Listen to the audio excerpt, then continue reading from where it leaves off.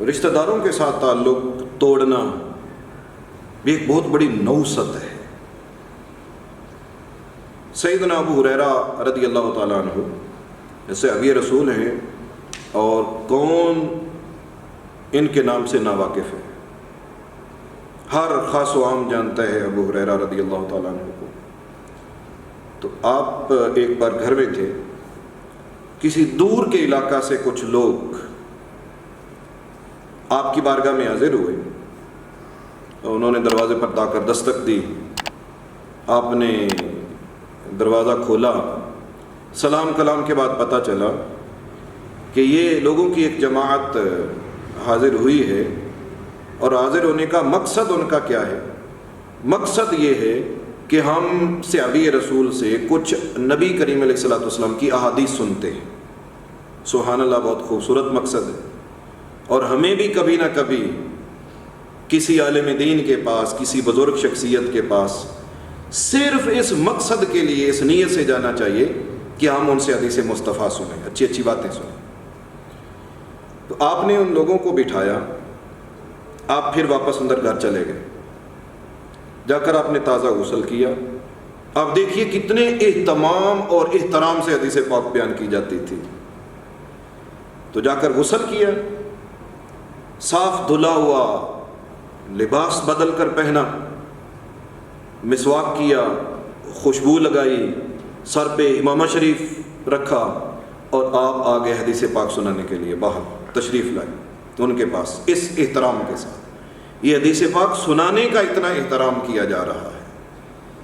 تو آج ہماری حالت کیا ہے؟ ہمیں سے بہت سے نالائق لوگ ہیں تو وہ حدیث پاک کا احترام نہیں کرتے۔ خیر، آپ جب مجمع میں تشریف لے آئے تو لوگوں میں آتے ہی آپ نے سلام کے بعد نا ایک اعلان کیا۔ وہ اعلان کیا تھا؟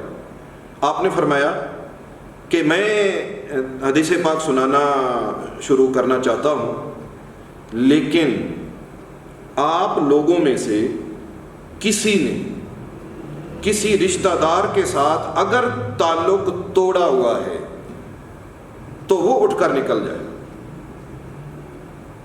میں پھر حدیث پاک سناؤں گا۔ جب انہوں نے یہ اعلان کیا تو اس مجمع میں سے صرف ایک نوجوان اٹھا اور وہ چلا گیا، باقی سارا مجمع بیٹھا رہا۔ اس کا مطلب یہ ہوا کہ باقی سارے مجمع میں سے موجود لوگوں میں سے کسی نے رشتہ داروں کے ساتھ تعلق نہیں توڑا ہوا تھا، ایک ہی شخص تھا۔ اور اس کا معاملہ کیا تھا؟ اس کا معاملہ یہ تھا کہ اس کی اپنی پھپھی کے ساتھ لڑائی تھی، لڑائی جھگڑا ہوا، بول چال بند تھا کچھ دنوں سے۔ تو وہ نوجوان چلا گیا اٹھ کر۔ جب وہ جا رہا تھا تو اس نے سوچا کہ میں تو بڑا بدبخت ہو گیا ہوں کہ اس لڑائی کی وجہ سے، جھگڑا کی وجہ سے میں تو حدیث پاک سننے سے محروم رہ گیا۔ کیوں نہ ہو کہ اس جھگڑے کو ختم کیا جائے۔ تو وہ نوجوان اپنے گھر جانے کی بجائے سیدھا اپنی پھوپھی کے گھر پہنچا۔ جاتے ہی جا کر اس نے پھوپھو سے معافی مانگی اور صلح کر لی۔ پھوپھی سمجھدار تھی، اس نے کہا بیٹا آج کیسے اچانک تمہارا ذہن بنا صلح کرنے کا؟ تو اس نوجوان نے ساری صورتحال بتائی کہ ہم سے ابھی رسول کی بارگاہ میں حاضر ہوئے تھے احادیث سننے کے لیے۔ انہوں نے یہ اعلان کیا تھا کہ جس کی کسی رشتہ دار کے ساتھ لڑائی ہو تو وہ محفل سے نکل جائے، اس کو ہم حدیث پاک نہیں سنائیں گے، نہ آپ محفل میں بٹھائیں گے، اس لیے میں نکل آیا ہوں اور آپ کے ساتھ آ کر صلح کر لی۔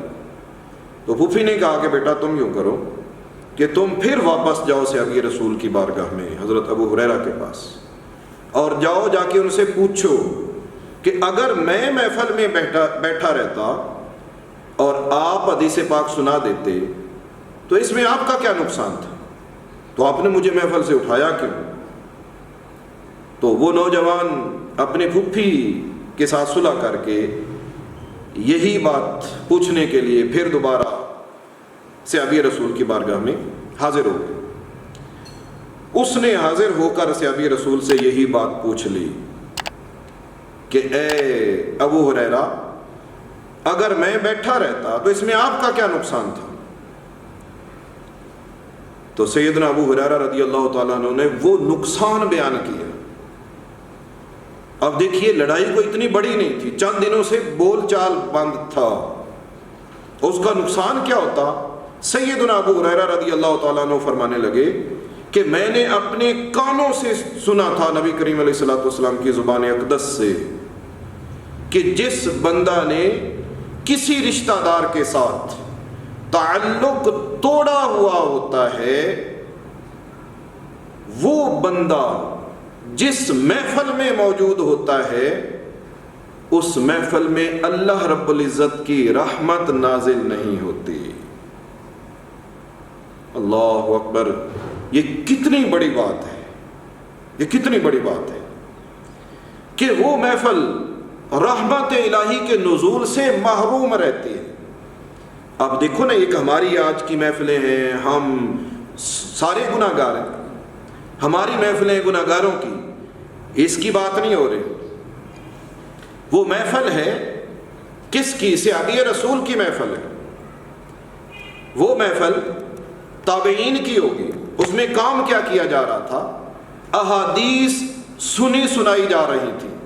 تو جو اتنی عظیم محفل تھی، اتنی بڑی محفل تھی کہ جس میں سے ابھی رسول حدیث سنا رہا ہے، سننے والے بھی نیک لوگ تھے. جب ان کی محفل میں کوئی ایک شخص ایسا موجود ہوتا ہے جس نے رشتہ داروں کے ساتھ تعلق توڑا ہوا ہو، تو جب اتنے عظیم لوگوں کی محفل رحمت الہی سے محروم ہو جاتی ہے تو پھر آج ہماری محفلوں کا کیا حال ہوگا. آج ہم کہتے ہیں جی ہمارے گھر میں برکت نہیں ہے، پیروں کے پاس جاتے ہیں جی، ہم بزرگوں کے پاس جاتے ہیں، اولیاء اللہ کے پاس جاتے ہیں، علماء کے پاس جاتے ہیں، ائمہ مساجد کے پاس جاتے ہیں. ہم کہتے ہیں جی ہمارے لیے دعا کرنا، ہمارے گھر میں برکت نہیں، ہمارے گھر میں رحمت نہیں ہے. بھائی رحمت کے دروازے تو ہم نے خود بند کر دیے تھے. چھوٹی چھوٹی باتوں کی وجہ سے رشتہ داروں کے ساتھ لڑائیاں کر کے، جھگڑے کر کے رحمت الہی کے دروازے تو ہم نے خود بند کروا دیے تھے. اب وہ دعاؤں سے کیسے دروازے کھلیں گے؟ اس دروازے کو اگر ہم نے کھولنا ہے تو ہمیں کیا کرنا ہے؟ ہمیں اپنے رشتہ داروں کے ساتھ اچھا سلوک کرنا ہے. اگر ہم اچھا سلوک کرنے والے بن جائیں تو پھر ہی ہمارے گھر میں، ہماری محفلوں میں رحمت الہی ہوگی.